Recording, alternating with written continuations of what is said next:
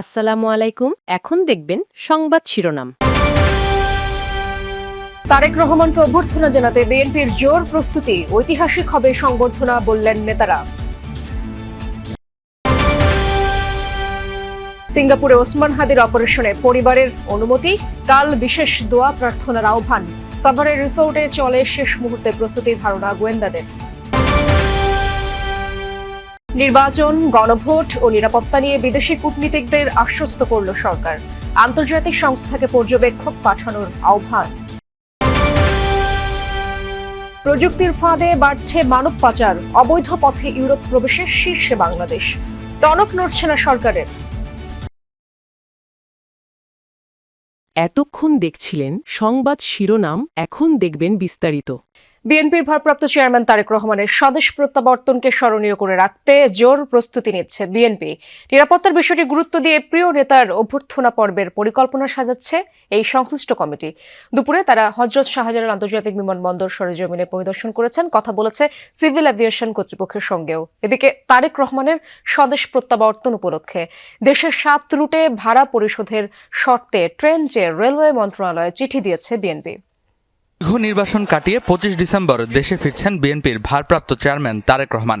সব ঠিক থাকলে বাংলাদেশ বিমানের নিয়মিত ফ্লাইটে বেলা 11:55 ঢাকায় পৌঁছবেন তিনি। প্রিয় নেতাকে বরণ করে নিতে ব্যাপক প্রস্তুতি নিচ্ছে অভ্যর্থনা কমিটি, যার প্রধান বিএনপির স্থায়ী কমিটির সদস্য সালাউদ্দিন আহমেদ। জানিয়েছেন, বিমানবন্দর থেকে মা খালেদা জিয়াকে দেখতে সরাসরি এভার কেয়ার হাসপাতালে যাবেন তারেক রহমান। মাঝে ছোট করে হতে পারে সম্বর্ধনা।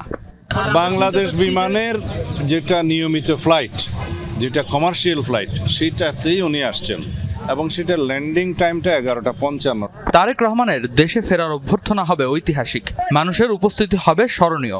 দলটির নেতারা বলছেন, জনসমাগম ও শৃঙ্খলা নিশ্চিত করতে সংশ্লিষ্ট সবার সাথে সমন্বয় চলছে।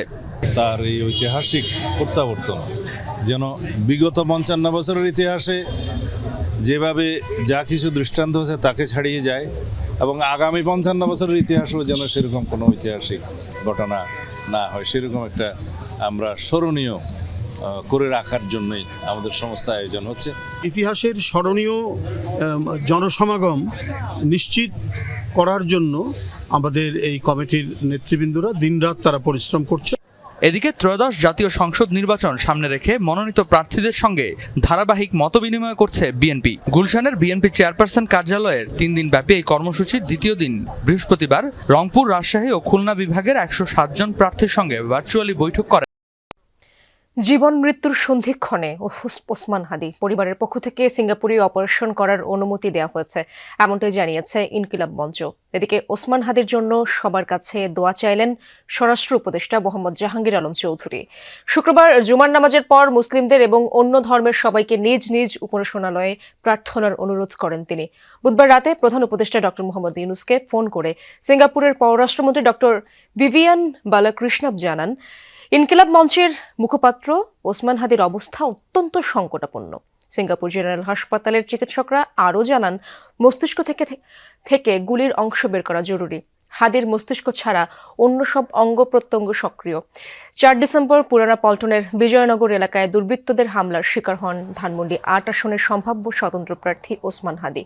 প্রথমে ঢাকা মেডিকেলে জরুরি অস্ত্রোপচার করা হয়, পরে চিকিৎসা দেওয়া হয় রাজধানীর এভার কেয়ার হাসপাতালে।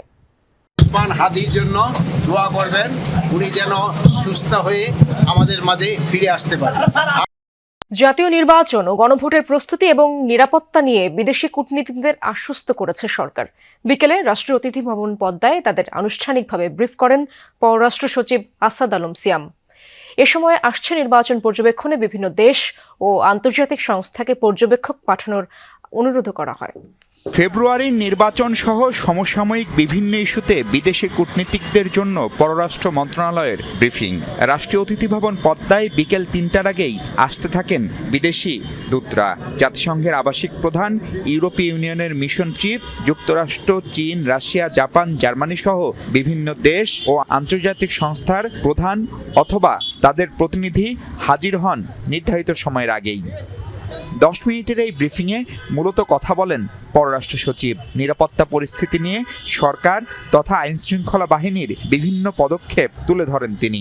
বলেন, ভোট নিয়ে সব ধরনের প্রস্তুতি আছে নির্বাচন কমিশনের। সেই ভোট পর্যবেক্ষণেও রাষ্ট্র ও আন্তর্জাতিক সংস্থাগুলোকে আহ্বান জানান সরকারের প্রধান কূটনীতিক। এমনকি দূতাবাসগুলোর নিরাপত্তা সশস্ত্র বাহিনী সহ অন্যান্যরা যে সর্বোচ্চ অগ্রাধিকার দিচ্ছে তাও বিদেশিদের আশ্বস্ত করেছে পররাষ্ট্র মন্ত্রণালয়। তবে ঢাকা দিল্লি সম্পর্কের চরম টানাপোড়েনের এই সময়ে কূটনীতিকদের জন্য আয়োজিত ব্রিফিংয়ে ছিলেন না ভারতীয় হাইকমিশনার প্রণয় ভার্মা।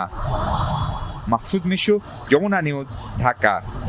রাজধানীর হাজারীবাগের জিগাতলা এলাকার একটি হোস্টেল থেকে জাতীয় নাগরিক পার্টি এনসিপির এক নেত্রীর ঝুলন্ত মরদেহ উদ্ধার করেছে পুলিশ। নিহতের নাম জানাতারা রুমি। তিনি এনসিপির ঢাকা মহানগর দক্ষিণের ধানমন্ডি শাখার সমন্বয় কমিটির যুগ্ম সমন্বয়কারী ছিলেন। প্রাথমিকভাবে তিনি গলায় ওড়না পেঁচিয়ে আত্মহত্যা করেছেন বলে ধারণা করছে পুলিশ। এরই মধ্যে ময়নাতদন্ত শেষে তার মরদেহ পরিবারের কাছে হস্তান্তর করা হয়েছে। প্রযুক্তির ফাঁদে মানব পাচার বাড়ছে বাংলাদেশের মতো দেশগুলোতে। এবছরের জানুয়ারি থেকে অক্টোবর পর্যন্ত ভূমধ্য সাগর পার হতে প্রযুক্তির ফাঁদে মানব পাচার বাড়ছে বাংলাদেশের মতো দেশগুলোতে। এবছরের জানুয়ারি থেকে অক্টোবর পর্যন্ত ভূমধ্য সাগর পার হতে গিয়ে চিহ্নিত হয়েছেন 18,000-এরও বেশি বাংলাদেশি। তালিকাভুক্ত দেশগুলোর মধ্যে যা শীর্ষে। এমন উদ্বেগজনক পরিসংখ্যান থাকলেও সরকারের নেই কোনো তদারকি। উল্টো মানব পাচারে আরও গতিশীল হচ্ছে বেশ কিছু রিক্রুটিং এজেন্সি। প্রযুক্তির দ্রুত বিস্তারের সাথে সাথে বাংলাদেশে বাড়ছে মানব পাচারের ঝুঁকি। বিশেষ করে সামাজিক যোগাযোগ মাধ্যম ও ডিজিটাল প্ল্যাটফর্ম ব্যবহার করে অনিয়মিত ও অবৈধ পথে ইউরোপে যাওয়ার প্রলোভন দিচ্ছে পাচারকারীরা। সাম্প্রতিক পরিসংখ্যান বলছে পরিস্থিতি দিন দিন আরও উদ্বেগজনক হয়ে উঠছে। পরিসংখ্যানে দেখা যায় 2025 সালের জানুয়ারি থেকে অক্টোবর পর্যন্ত প্রায় 18,034 জন মানুষ ভূমধ্যসাগর পাড়ি দেওয়ার সময় শনাক্ত হয়েছেন। অনিয়মিত ও অবৈধ পথে ইউরোপে প্রবেশের ক্ষেত্রে বাংলাদেশ এখন শীর্ষে থাকা দেশগুলোর একটি। বিশেষজ্ঞরা বলছেন, ফেসবুক, হোয়াটসঅ্যাপ, টেলিগ্রাম ও টিকটকের মতো প্ল্যাটফর্মে ভুয়া চাকরি, সহজ ভিসা ও নিরাপদ রুটের আশ্বাস দিয়ে তরুণদের টার্গেট করছে পাচারকারীরা। জীবনের ঝুঁকি নিয়ে মরুভূমি পাড়ি, সাগরে বিপজ্জনক যাত্রা, এমনকি আটক, নির্যাতন ও অর্থ আদায়ের ঘটনাও ঘটছে নিয়মিত। প্রযুক্তির উপর তরুণদের নির্ভরতা যত বাড়ছে, এই ধরনের প্রযুক্তি নির্ভর হিউম্যান ট্রাফিকিং ততটাই বাড়ছে। এইখানে ওভারসাইট দরকার। সরকারি ওভারসাইট যেমন দরকার আছে, এমনি এইটা নিয়ে যেসব সংস্থাগুলো কাজ করে তাদের ওভারসাইট দরকার আছে। যারা নিয়েছে তাদের সংখ্যাটা কিন্তু হাজার হাজার না, শত শত না, তাদের সংখ্যাটা খুব অল্প। সেই লোকগুলোকে আইডেন্টিফাই করা এবং তাদের বিরুদ্ধে ব্যবস্থা নেওয়াটা কিন্তু অসম্ভব না।